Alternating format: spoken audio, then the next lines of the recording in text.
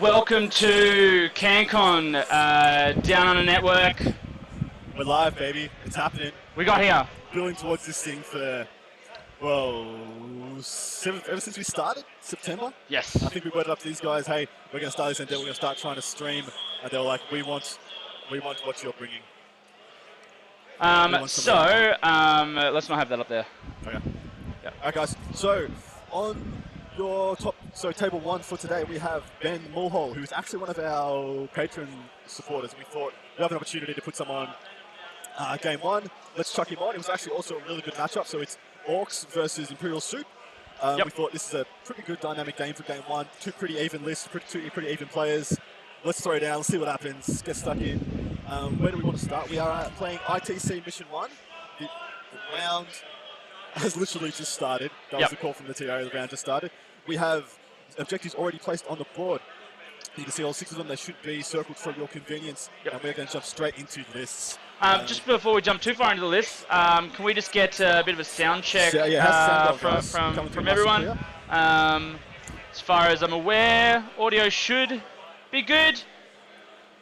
Should be being the operative term. Should. Who's in us? Who's joining us? Yeah, who's here? We've got 20 viewers. Allegedly. Allegedly. So this is Cancon. This is the Australian ITC Championships. This is our equivalent of the LVO. We've got, how many, what was the player total at the end? I think we've got 142 players. I think we had 8 dropouts. But it's still a pretty healthy size event. And this is 8 rounds. So this isn't like the LVO where there's only 6 rounds. This is 8 rounds. It's a gauntlet. Everybody runs 8 rounds, which means there's no avoiding people. Simon's watching the stream. All the big boys have to play all the big boys, is what this means. Yes. Which means you've always got good games to watch. It's 8 rounds of Swiss. Spectator's dream. Yep, 100%. All right.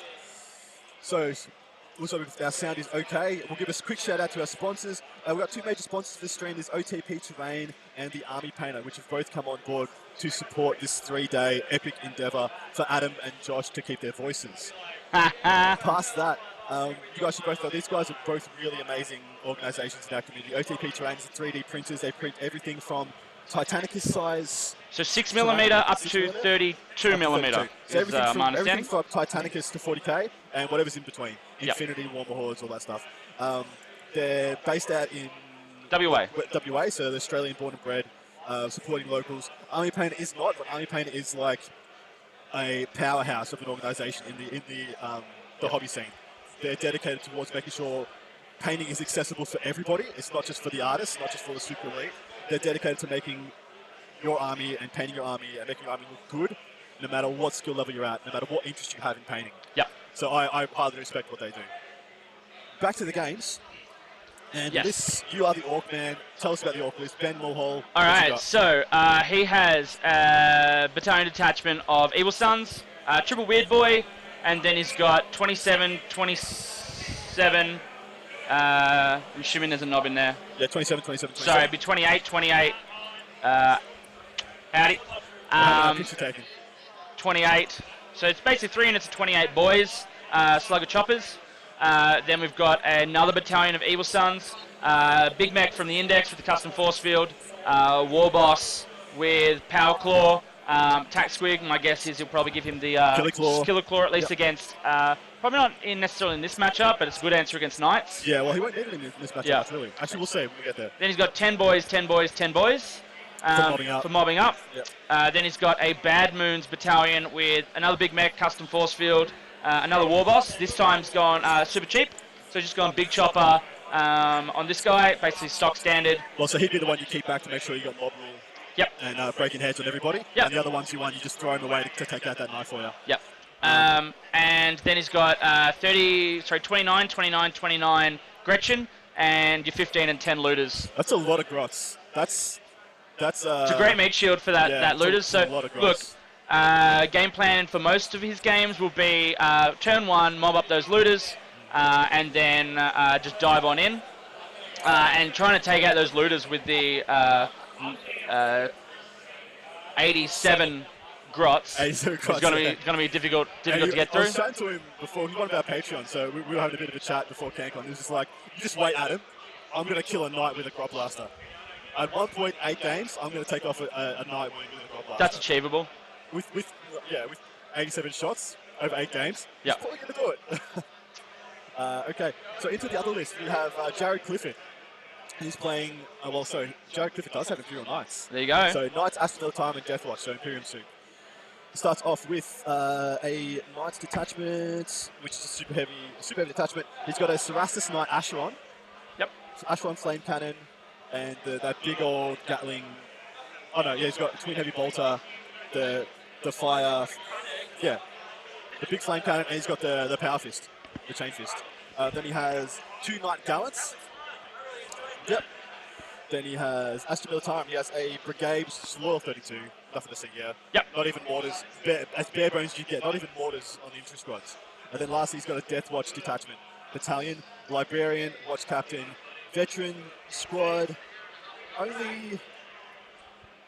So he's got 2 Frag Cannons, 1 Storm Shield, 2 Storm Shields, and Death Watch Shotgun, and one Pleb. Yep. And then he's got a Veteran Squad with a same. And the same. So yeah, he's got 3 infantry veterans with 2 frag cannons, 2 storm shields, and 2 plebs. One of them has a plasma gun. And 1 plasma gun, yeah. Though I'm not sure how relevant that'll be, but Yeah. you know, just at least not in this matchup. So Yeah. he's made a big concession to Buffett to filling out and fleshing out the Death Watch side of things to get the triple knights in, I think. Yep. The Acheron is I love the model. That flame cannon is so good, and it's actually going to be very relevant against orcs. It's very hard for orcs to charge into that. Ah, super difficult. I mean, a unit of 40 boys charging into that's no big deal. You're still going to take 2d6, strength 6 minus 2 damage. Yep. So 2d6 deaths, essentially. But past that, like, you can get into there. But he's going to... The question is, where does he put his 2+ save? Where does he put his Iron Ball? He hasn't got any relics listed here. Hasn't got any Warlords listed here. But he's got essentially, what, he's got 3... Which one? So he's got 16 CP. So I'd argue he'd make the Acheron the 2+, right? In this matchup, Against Horde, I mean, you probably want to get him deep. Yeah, because he's got the duality. So yeah. You're only going to be stomping with the Gallant, but you're going to be stomping and shooting. He doesn't stomp as well as the Gallant does, but he can shoot as well. So he's going to add more. We got some funny comments. Yeah, so we got a couple of quick comments. Odele Samic says, is there any comp sports at Cancon? No, there's not. It's pure battle, and away it goes. Then we've got Sanfo086. Hey boys, hi from Canada. Awesome. Heard the chapter tactics. Thanks for putting in the effort. Going to be a long weekend. It is going to be a long weekend. The lads from chapter tactics will be joining us round 3 at this stage, and round 6. So That's basically, last round of Saturday and Sunday. With the time zone differences is why we're working around there. So right now, it's my understanding it's pretty much Friday in the middle of the day. So it's work. JB Painting, so Jared from Melbourne, so says how hot is it there, lads? So it's pretty toasty. Won't lie. The venue does have some pretty big aircon units. We've got a big pedestal fan over to our left, but your right of screen.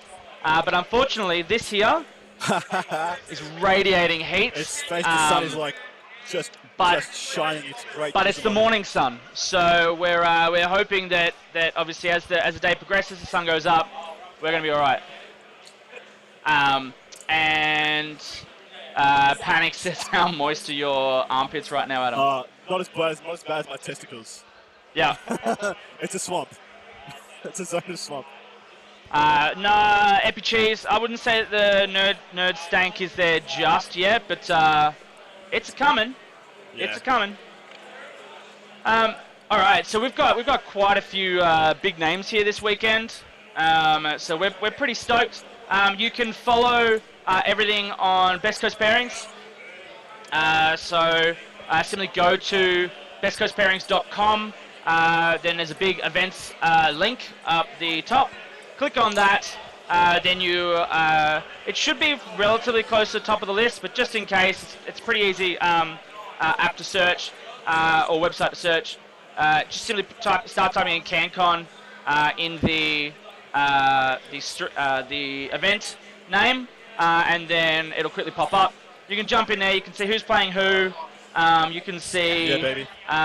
the results so far, and that'll be live. Down Under Pairings will be also tracking the scores, but that'll be a delayed response. Yeah. So that'll be after, like, they'll be entered between each round. So we'll have a lot of stats on there through Down Under Pairings available, but at this stage, live scores. Check out bestcoastpairings.com. You want to see something cool, guys? Look at that. Ned Kelly on a dice. Our little Ned Kelly symbol. Sick. This was cool. Anyway, we're into deployments. I just rolled a 6. Of course. They're always going to roll 6. And then a 1. And a 1. That's dead to me. That's dead one. Get rid of that.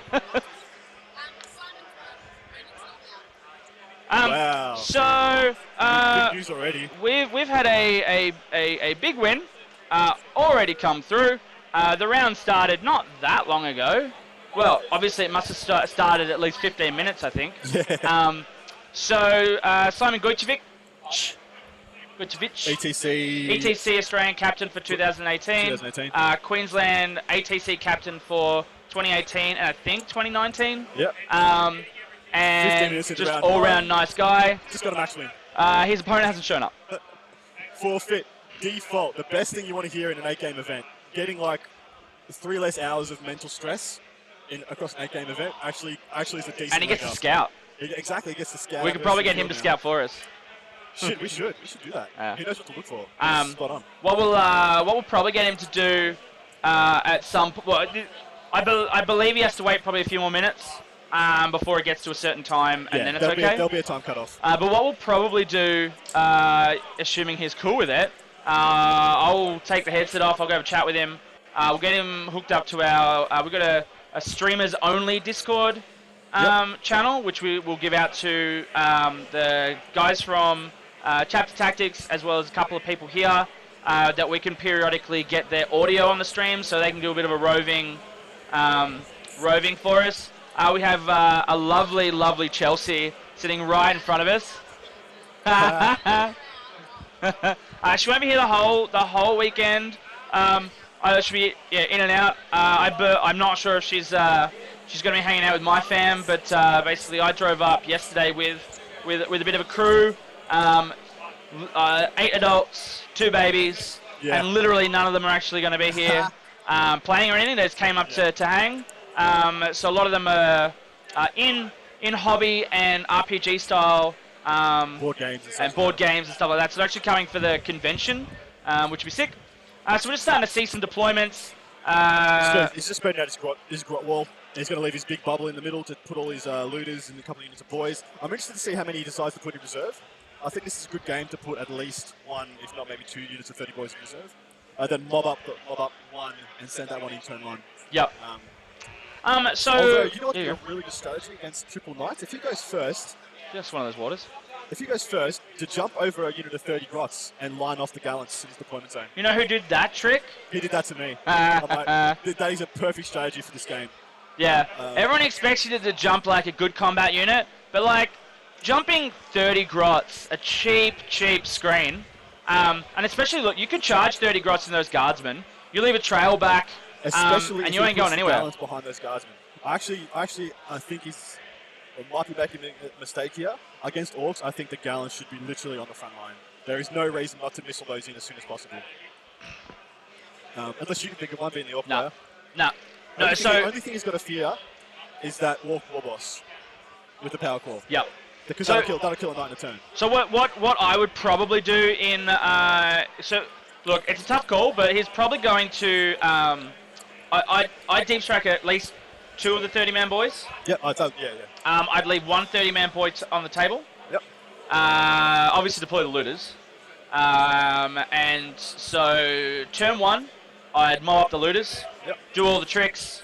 Try and do the best I can against one of those knights. Just thinking, he might not even... with positioning, I think it's 18 inches on the Ashelon. Yeah. But the Ashelon moves 14 base, advances 2d6. Actually, what household is it? Terran. So Terran's the extra advance, extra charge, isn't it? Yep. It is. So he, with the right position, he could put the looters out of shooting range of that flamestorm cannon, which looks like he's you'll notice that he's chucked. I question the validity of that deployment. Yeah. So what I'd be looking at doing is basically on this deployment, I'm holding off on deploying the looters just yet. He can put the looters up here, or he can put the looters up here and get reasonable line of sight of anything he wants. Yeah. All right.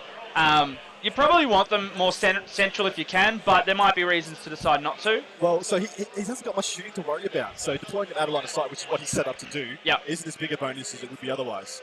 Mind you, they might be the jump target turn 1. Which one? He might deploy out of line of sight and just to jump. The looters? To jump in. Well, look, it's an option. So you could. So what I'd be looking at doing is I'd mob up those looters, which I can't see deployed just yet. But I'd mob up those looters turn 1, and then I'd just do all the tricks to shoot to try and do as much damage as whatever night I felt was appropriate, and I would know that once he's finished deploying. I'd deep strike at least 2 of the unit of boys. I'd probably look at the giving the killer claw to the war boss. Yeah, you have to. With the mindset, now you could either deep strike him, or depending on how it's going, because you could look at de-jumping the killer claw war boss on like turn 2, or even turn 3, and throwing him in there. I think you can make a decent argument for him needing that killer claw war boss to kill 2 knights. I'm not sure you could quite suicide him. Look, the way these knights have been deployed up the top. If that's actually where they are, he hasn't just put them up on the table. Look, that's possible. Look, this is a unit of 5 Death Watch here, so he's down 1. So he's got 6 drops already. Yeah. So he could just have chucked them there. Yeah. Although there's a lot of orc units down. That's absolutely. So I would be suggesting that he's probably those knights probably are where they are. Yeah, I'm not sure that's the right. So they've got pointy Dawn of War. Yeah. I call it long nipples. Make it stick, guys. Spread the word. It's the long nipples deployment. Long nipples. We got any comments? Who's chatting? We're already at 32 viewers. Sick. That's like 31 more than we thought we were going to get. So basically we got asked so far, talk through the deployment strategy. So at the moment the orc strategy is to pretty much... He's gone very defensive. Yeah. Well, he's playing against Garland, so he needs to go defensive. Yeah, I'd potentially look at spreading some of those grots out a bit. I actually would have probably spread them out a little bit more. I don't think it matters all that much. But what's he got there? He's got movement trays. Yeah, he's got movement trays. He's got boys on movement trays. This is a man who's thinking ahead. Yep, that's how you get your turns in with these sort of lists. As far as the guard, all right, so the boys don't do a great job in combat against the knights. We got any math heads in here? How do 30 boys? How many wounds do 30 boys do to a gallop with a 3+ save? All right, so we're going to assume. All right, we know they got Slugger Chopper. Yep. We know they're going to have +1 attack for more than 20 odd models or whatever, and he'll probably put Warpath on one of them. Yep. And to jump. All so right. we're looking at 6 base. Looking at 6 base by probably 40. Because he's probably mobbed up a... Oh, no, sorry, it's 38. You got to wonder if he actually gets 40 into range of attacking. He won't. He won't, exactly. So he's probably going to get... Say 20? I'm assuming I was going to say 25. All right, 25. So by 6. So that's 150 attacks. Yep. Hitting on 3s, so 100. Hitting on 3s. He won't have any re-rolls. Well, he hasn't got any. Yeah. No, I'm just thinking that through. So just, 100 hits. And then he'll be looking for 6s. 20... No. 18... I'm going to go with 17 wounds. So he does about... Not enough. Yeah, obviously not enough. But he's still going to do... So what's a third of 16? He's still going to do 5 wounds. Yep.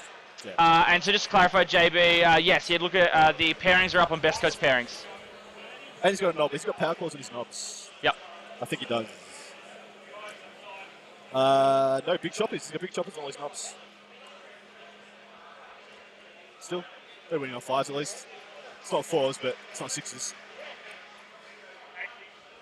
Thank you for everybody who's joined us on either your Friday afternoon, your midnight if you're in Britain, or your Saturday morning. Yep. And if it is your Saturday morning, why aren't you at Cancon? You could be playing right here. Actually, no, don't. Thank you for watching. Yep. We actually have a couple of players that are here that are on those viewers. So as far as the double shooting looters, yeah, for sure, they're going to do a great job. They're not going to take out... look, realistically, 25 looters. Let's assume you roll a 2. because Average, easy yep. maths. Yep. All right. So there's your 100 shots because you're shooting twice. Yep. Which gets you. So what's it, is it 55 or 65% hits with when you add it all together in total? Because someone did the math and said it came out to almost exactly. Was it the 55 or 65? I can't remember. Yeah. Look, you're gonna hit.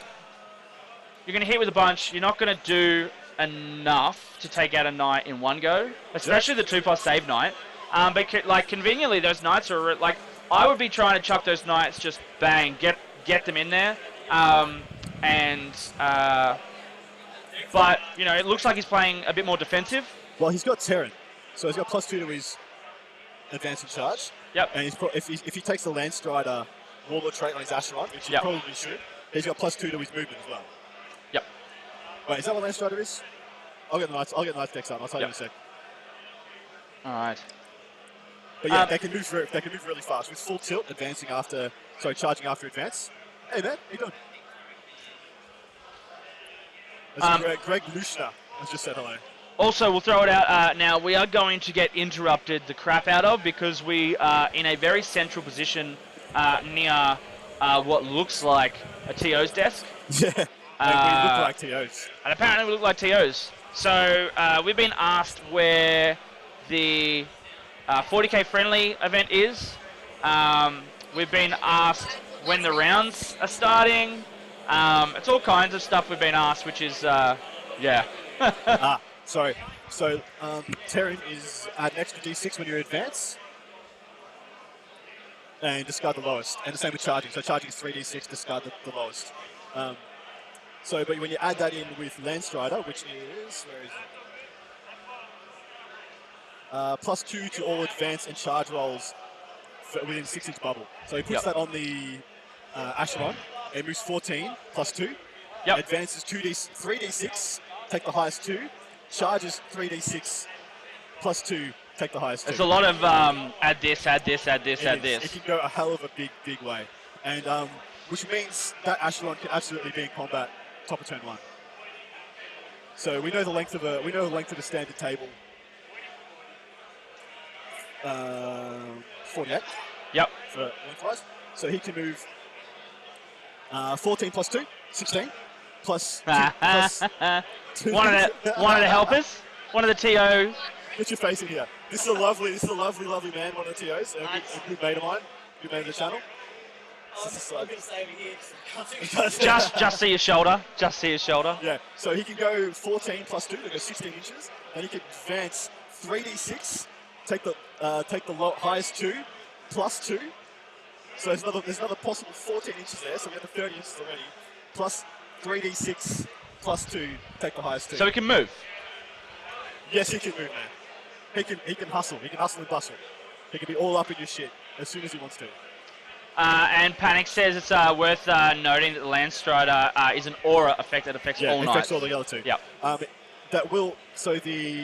The Acheron will leave the gallons in its dust if it goes full ball.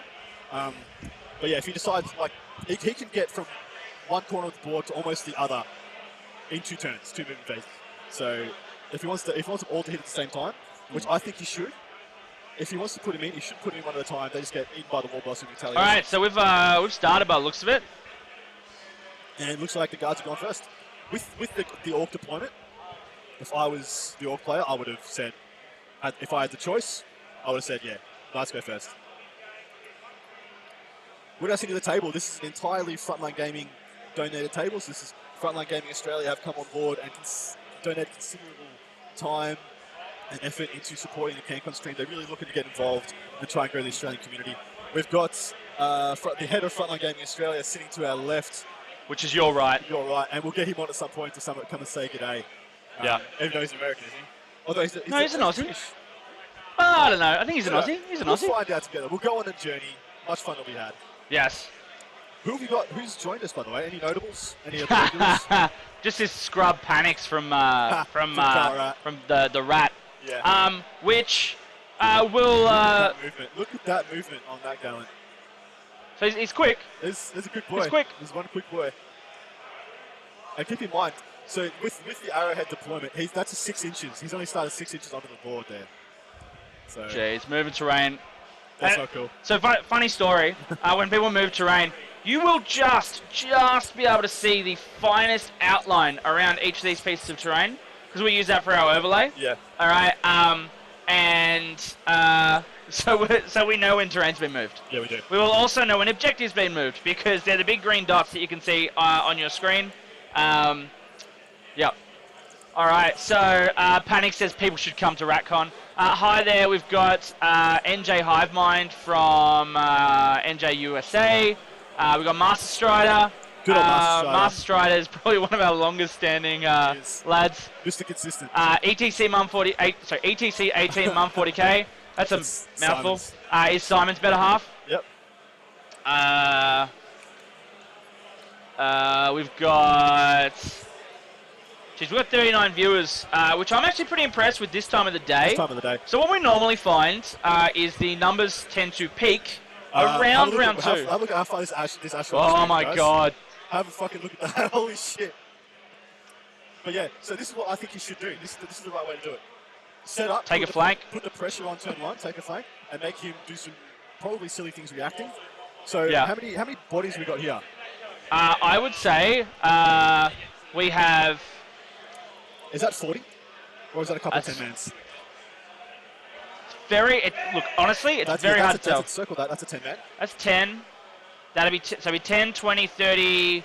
There's some they're characters. Yeah. I'm guessing it's a 10 and a 30. Yeah, I'd say it's 10 and a 30. The 10s here. So what I would suggest he do in his turn reacting to this, mob up them, jump them over to, say, this flank up in the top right.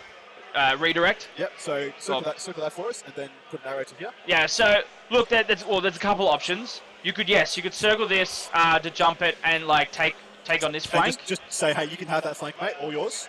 I'm going on the other side, and then he uses these grots to screen off. Grots. Straight down from where those were. The other option is, as we said before, we to jump grots. Yeah, to jump grots and just line that off. But I think he can do both here. I think he can be offensive and defensive very easily, and without wasting any movement. So the right flank of the guard. All right, so we are already. It's Orcs turn 1. It's Orcs turn 1 already. We're in the bottom of turn 1. Yeah. That was a quick turn, guys. A quick game's a good game. Look at these movement trays coming to action already. Looks like he's going for it. He wants to have a go. I respect this. Yeah. I'm not sure it's the right call. We'll see in time. I think it's a reasonable decision. I personally, what I'd probably think of, I'm not 100% certain I would charge. I'd charge. I'd then stretch out. I'd stretch out. You might as well charge. What you want to do though with this charge? All right. So obviously the knights can just fall back over the top of you. All right, but when you charge, what you want to do is actually pretty much. I would concede I'm not going to kill it. Yeah, you're not going to. All right, you're not going to kill that knight. So what you do is you charge, and then but in that charge you take up this sort of space. Yeah. All right, and you probably can't get to stop it from falling back completely, but you can do a reasonable job of making it have to go backwards if it wants to get out. Yep. But honestly, what I think all that does is make him commit another gallon to that fight and stomp them out in a turn. So it's buying him a turn. I would have said use the grots for this. You've got grots. You paid for like 90 grots in your list. Use the fuckers. Use the fodder. Yep. Use the fodder before you use the boys. So if he's lucky, he probably does 7 or 8 wounds to this knight, to this Ashley. That's if he doesn't have a 2-up save. If he's got a 2-up save, he's going to bounce. He's going to bounce hard. Yep. Like he's going to do like 2 wounds maybe if he's got the 2-up. If he's got a 2-up save, this is the wrong play. If he's got a 3-up save and he wants to get ahead and just keep wearing down these knights, it's actually okay to do. Yep. But I'm interested to know what he jumps here. Because we've got some 10-man boys units in here. It looks like there's got a 30 here and a couple of 10s through there. So it looks like, looks like this is a 30. That's a 30 as well. So looks like we've got boys in here. But look, it's a little hard to confirm just which ones are boys and which ones are... So he's just doing the updates on the scores. So we should see the scores updating now. So Jared Clifford, he's got 1 primary point. And that's it so far.